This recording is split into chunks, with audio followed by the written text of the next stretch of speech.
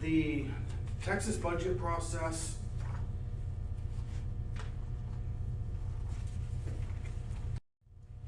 is a 2-year process, and it can be divided into 4 phases, which I'll talk about in just a second. I will put a copy of this particular slide on Canvas so you can look at it to refer to if it helps you to understand things better. But I won't go into detail right now about every little bit of it. But there are 4 main players in the budget process. I guess you could say 5, but the 4 I'm going to focus on: the governor, the legislature, the controller of public accounts, and the state auditor's office. So it's executive and legislative players working together to produce the budget every 2 years. It's a biennial cycle. So every 2 years, the cycle repeats itself. And the budget that's passed is a budget that plans for 2 years worth of spending every time. So I want to start with just telling you a little bit about who the different players in the process are. So the Legislative Budget Board is maybe the most important, and it includes, first of all, it was created in 1949, so it's about 73 years old, and it was created for the purpose of making legislative appropriations, recommending legislative appropriations for all agencies of the state government. So its job is to recommend a budget every 2 years. There are 10 members of the Legislative Budget Board: the Lieutenant Governor, the Speaker of the House, the chairs of the Senate Committee on Finance, the Senate Committee on State Affairs, the House Committee on Appropriations, and the House Committee on Ways and Means. The Lieutenant Governor also appoints 2 other members from the Senate, and the Speaker of the House also appoints 2 other members from the House. So it's basically evenly divided between people from the House and people from the Senate. It has 6 important legal responsibilities. First, to adopt a constitutional spending limit, and it does that with recommendations from the controller. It doesn't just make up the number out of thin air, but the controller really tells them what the limitations are going to be. Then prepare a general appropriations bill. Appropriations means the money that's to be spent. It's appropriated. So the general appropriations bill is the rough draft of the budget. Then prepare agency performance reports. So reports on how the different state agencies are doing. Guide, review, and finalize agency strategic plans. I'll show you a strategic plan in a minute from one very important state agency so you can see what that means. Another important responsibility: prepare fiscal notes, identifying the probable costs of proposed legislation and impact statements. So because the Texas Constitution mandates, when the legislature passes any bill, much less a budget, but definitely a budget, it has to have a fiscal note attached saying how much it's going to cost. So obviously we know how much the budget is going to cost, but individual spending has to be accounted for as well. Last, the Legislative Budget Bureau can transfer funds from one purpose to another within an agency or from one agency to another. This is called a budget executive action. And the reason that the Legislative Bureau Budget Board has this power is so that if there's a shortfall within an agency, right, there's not enough spending on money to pay for everything that was planned in the budget, the Legislative Budget Board and the governor together can move stuff around, right, to make up the shortfall, to account for the shortfall. Another very important player in the budget process is the controller of public accounts of the state of Texas. The controller is an executive official, a member of the executive branch, not the legislature. He is elected, or she is elected, to a 4-year term. And this person is the state's chief financial officer, chief accountant, treasurer, economic forecaster. And he has two really important duties specifically related to the budget.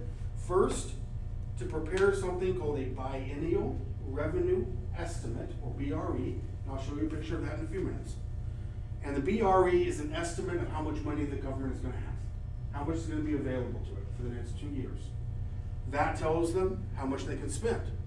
Right? They can't go over it because the Constitution of Texas doesn't permit them to go over it. The second thing the controller must do is at the end of the process, after a budget has passed, the controller must certify it. That means the controller says it stays within, I've examined the budget and I certify that it stays within the limits of what money is available. And those two tasks are very important. The governor is another very important player, and the governor's office of budget and policy, or budget planning and policy. I've seen it written both ways. So the governor helps with strategic planning. The governor's office helps state agencies plan for the next 2 or 3 years. It's a required task for them. The governor helps the legislative budget board prepare something called legislative appropriations request instructions, which I'll show you in a minute.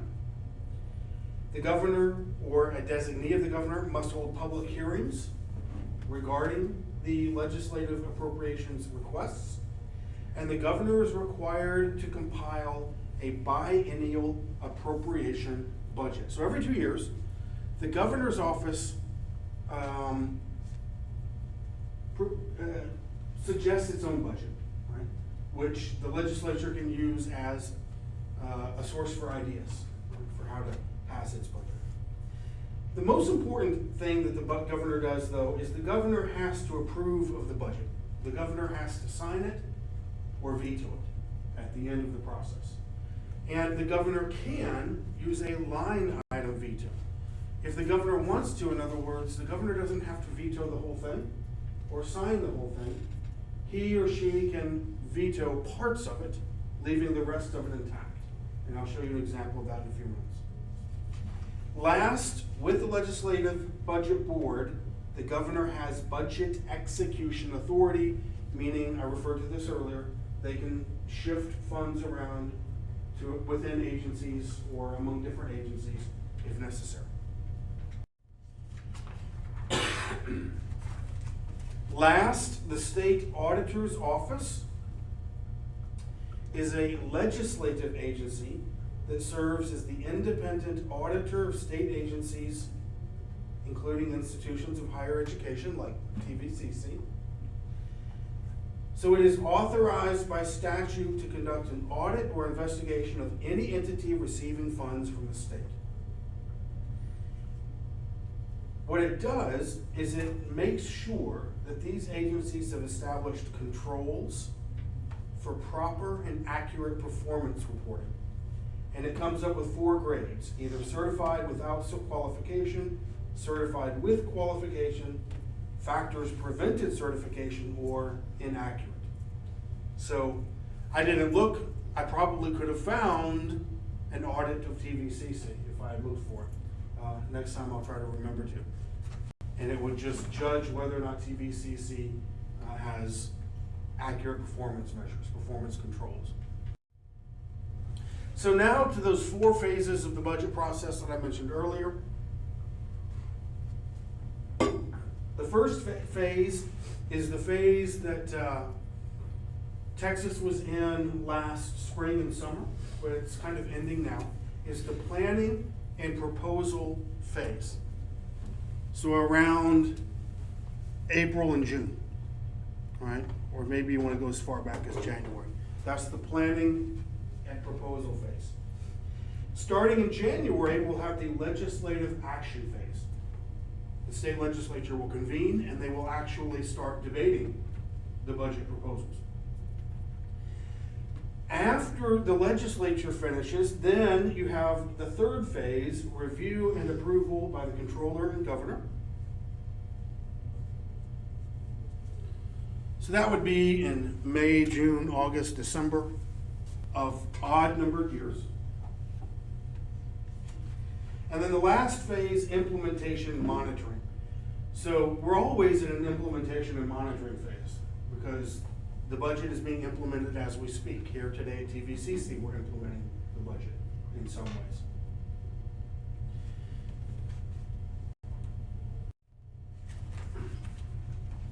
Remember that the legislature always meets in odd numbered years. So in 2023, the legislature will meet. Now it's 2022. People are planning for the legislature to meet. They're planning their budget requests. They're planning their proposals.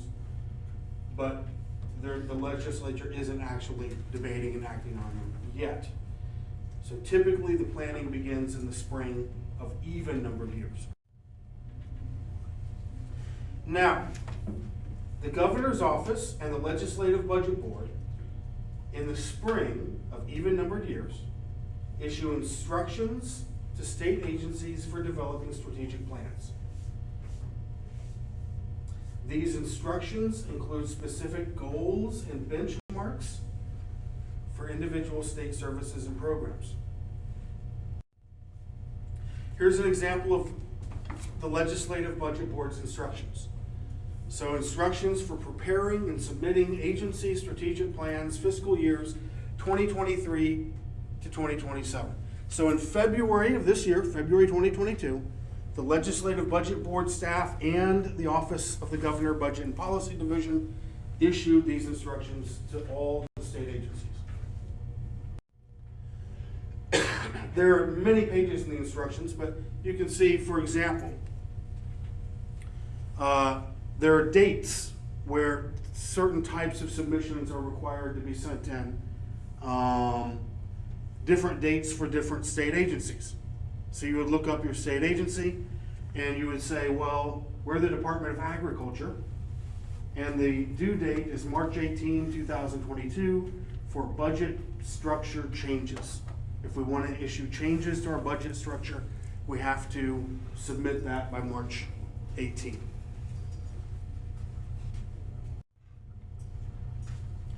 These are from the instructions. What they want in terms of strategic plan, they expect to see a mission, a philosophy, an external, internal assessment, an agency goal, an objective, and a strategy. And the plans do include those. These are what they're telling agencies to include in their submissions. They tell agencies what the title page should look like. And they even include an economic and population forecast. We won't go into all of this, of course, but look, for example, resident population. In 2022, it's 29.7 million. By 2029, they estimate the population of Texas will be 32.3 million. Notice the unemployment rate. In 2022, it's sorry, I misread that.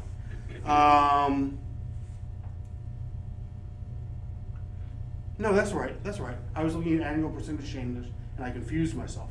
So right now for 2022 it's 4.5%. They expect it to go down into the 3% and even out at 4.0 in 2028 and 2029. Of course, that's just guessing. They can't really know the unemployment rate that far out. This is an example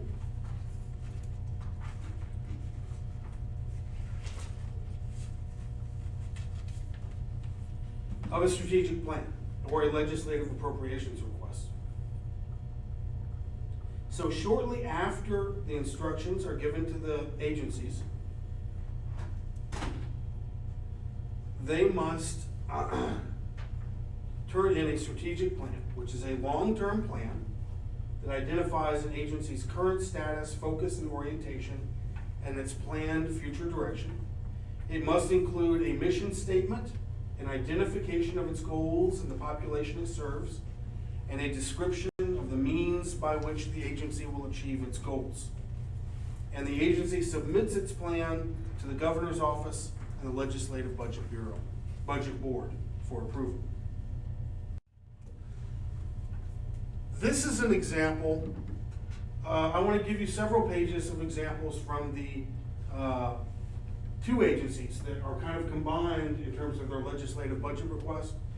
The Texas Department of State Health Services, DSHS, and the Texas Health and Human Services Commission, HHSC. And the reason I wanted to use these as an example, because especially Texas Health and Human Services, it's huge. It's one of the biggest agencies in Texas, spends a ton of money, takes up a huge part of the budget, and affects many, many, many people's lives. I could have picked an agency you've never heard of, but I thought this one would be more interesting. So, the Texas Department of State Health Services and the Texas Health and Human Services Commission have about 41,000 employees. They serve about 7 million people each month, and they mostly serve people by administering benefits. TANF, which is Temporary Assistance for Needy Families, that's the direct cash benefit, welfare you might call it, for needy people, needy families. SNAP, which is the food benefits. WIC, which is, Pregnant women. I'm sorry, yeah, and infants, women and infant children, yes, that's right. Medicaid, which is just health insurance for poor people, and CHIP, which is health insurance for children. All of that is administered to people in Texas by this agency. So that's how it affects so many millions of people. And the consolidated budget for Health and Human Services and the Department of State Health Services is about $80 billion.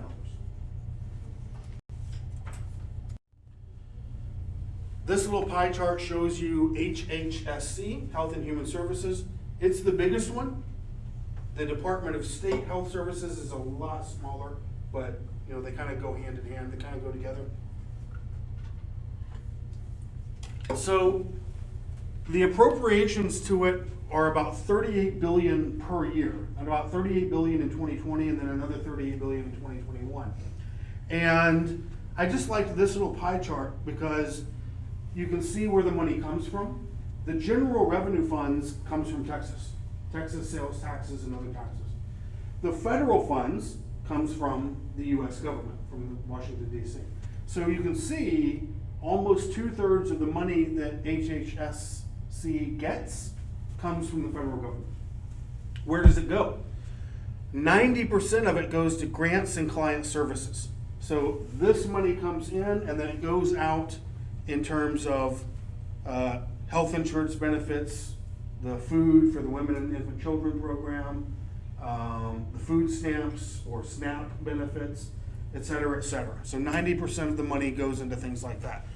There's also state operated facility-based services, in other words, hospitals for psychiatric care mostly that the state operates, and administrative services. The DSHS, this Department of State Health Services, is much smaller. So it gets $843.2 million per year.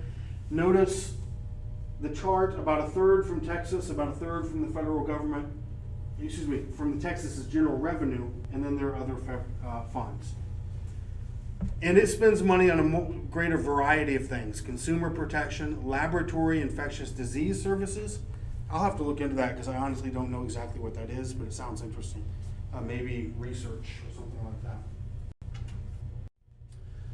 So, this is from the strategic plan that the Department of Health and Human Services was required by law to submit to the governor's office and the legislative budget board. This is what it looks like. I just screenshotted the exact thing and put it here. So it has to have a vision, making a positive difference in the lives of the people we serve. Mission, we serve Texas. Notice it describes a little bit of what I just told you. Health and Human Services, more than 38,000 employees. By administering programs like temporary assistance for needy families, the Supplemental Nutrition Assistance Program, special supplemental program for women, infants, and children, Medicaid, and the Children's Health Insurance Program. It also has 13 state-owned supported living centers. These are, for people who need permanent care, I guess. I won't ask you to memorize any of that stuff except maybe the benefits, because that's pretty important stuff.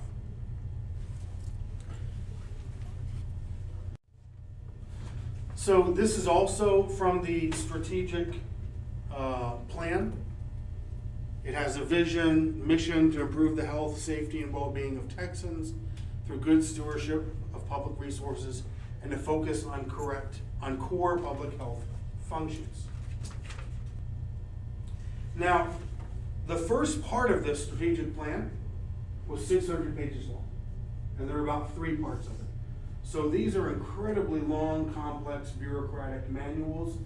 I don't know whose job it is, but somebody has to read that every 2 years and decide if it's acceptable or not, and make corrections to it and whatever.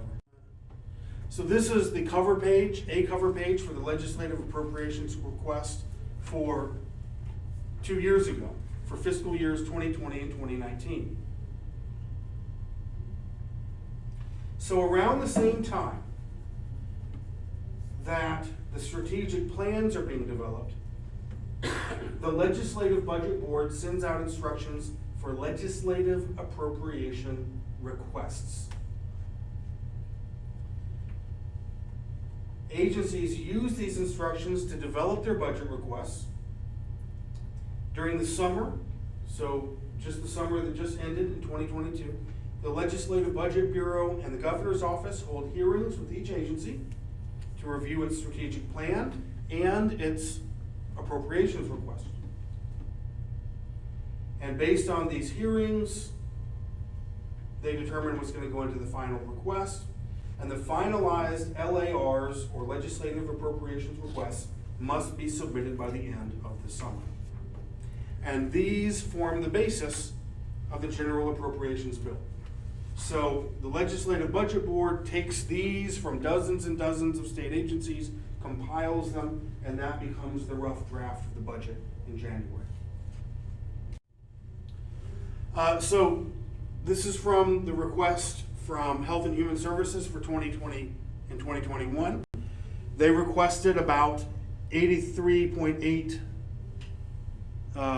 billion for HHSC and $1.7 billion for DSHC. A total of $85.6 billion is what they requested. Another complicated graph just showing you what they've requested. Total request of $85.578 billion.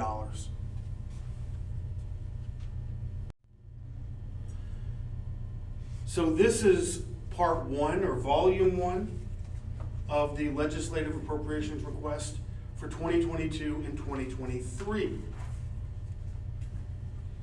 It's 1,488 pages long. I tried to skim through it yesterday, and it was mind-numbing. What do I want to say here?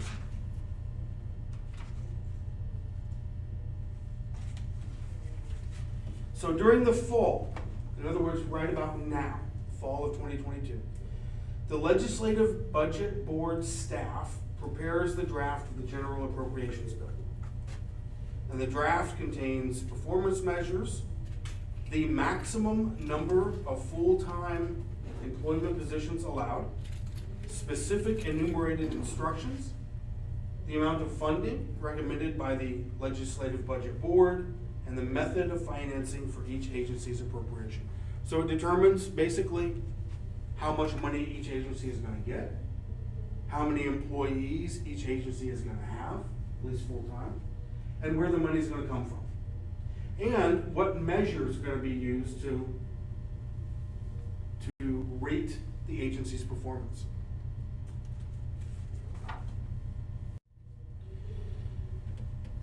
Now, the legislature, I've said, meets in January of odd-numbered years, and it has only 140 days to get this done. 140 days to take the budget request, the general appropriations bill, debate it, vote on it, and pass it. And it's doing other things at the same time. Typically, they get about 7 or 8,000 bills each legislature, so they have tons of stuff going on at the same time that they're working on this. In January, the controller gives his biannual revenue estimate. This is the current controller, Glenn Hager, pictured up there on the left. The BRE is meant to tell the legislature how much money they have to work with. And this is meant to be like the most up-to-date estimate, right? And this is an old one, just so you can see an example of what a summary of them might look like. In May of 2021, he updated the BRE from January of 2021, and he decided that the legislature would have about $115 billion to spend in 2022 and 2023. 115 each year of those 2 years. So the legislature has the BRE, so they have an estimate of how much money is available to spend. They have a general appropriations bill or a rough draft of the budget. And then the two committees hold hearings on the budget. There's the Senate Committee on Finance and the House Committee on Appropriations. They work simultaneously to be more efficient. They get testimony from state agencies, so people might come in from Health and Human Services and say, this is why we're asking for this amount of money. And legislators who have a problem with it can question them and so forth. Now, each committee makes changes to the budget, and these changes are called a markup.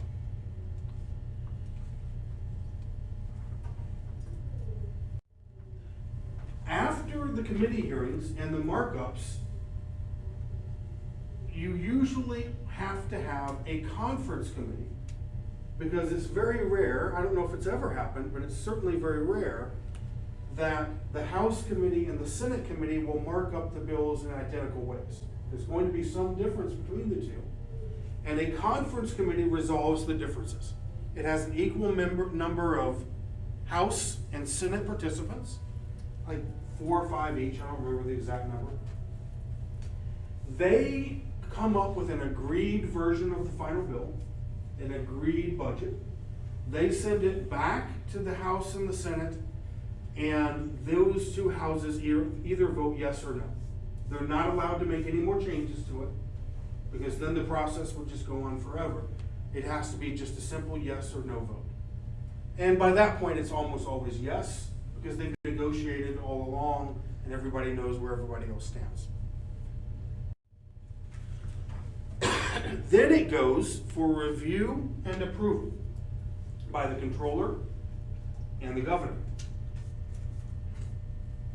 So the controller of public accounts is given a copy of the bill. He analyzes it, and he decides whether or not there is sufficient revenue to cover the appropriations in the bill. If not, it has to go back to the legislature and they have to fix it.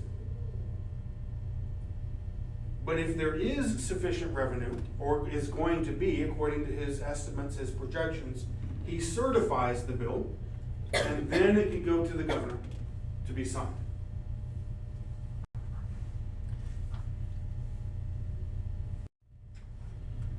Here's a picture of Hager certifying the 2022-2023 state budget. He issued a statement talking about what they'd spend the money on and all that, but really the statement doesn't matter. He either certifies it or he doesn't, and once he certifies it, it's on to the governor for the next step. Here's the governor, Greg Abbott. Now,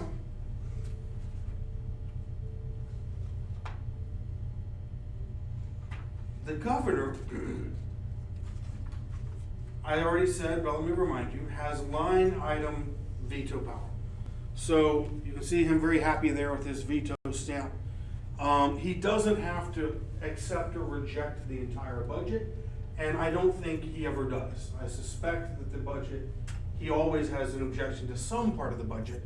And I'll show you examples from 2021 so you can get an idea of the kind of things a governor might decide to use the line item veto for. So in 2021, Governor Abbott vetoed 21 bills that were part of the, some of them were part of the budget, some of them were not. He vetoed a bill requiring public schools to provide instruction and materials and adopt policies relating to the prevention of child abuse. He vetoed a bill about family violence and dating violence. And let me skip ahead to the one about the budget. There we go. So Governor Abbott used his line item veto to veto the part of the budget that funded the legislative branch. In other words, he allowed the funding for all the state agencies, like Health and Human Services, the police, the state police that is, all that kind of thing. But the part of the budget that pays the salaries of the senators and the representatives and their staff members, he vetoed all of that. Why did he do it? Basically, he was angry at them because they had left undone some of the work that he had wanted them to do during the regular session, especially a voting bill. He had wanted them to finish a bill reforming voting laws in Texas. Democrats had left the state a couple of times to prevent passage of that voting bill. And when the budget was passed, the voting bill still hadn't been finished. And so his idea was he would cut all of their legislative funding to basically goad them into coming back and finishing that voting bill. In other words, if you don't finish the voting bill, you don't get your salary for 2022 and 2023. They did have a special session. The governor called a special session specifically for the voting bill. They did pass a voting bill, and then they passed a bill restoring funding to the legislature, and the governor signed it, so everybody got their salaries by September the 1st, like normal. But this was kind of his political ploy to push them into action. So,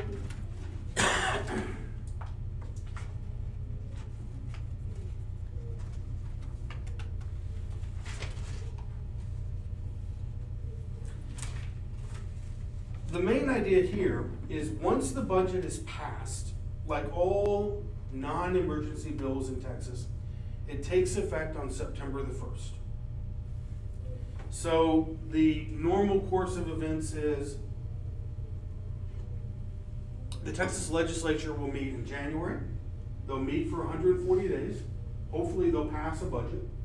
Hopefully the controller will certify it, the governor will sign it, and then it will take effect on September the 1st of 2023. And it will remain in effect for 2 years. And then they'll start the process over again for the next cycle. I wanted to show this just to give you an idea of where the money goes that's in this budget.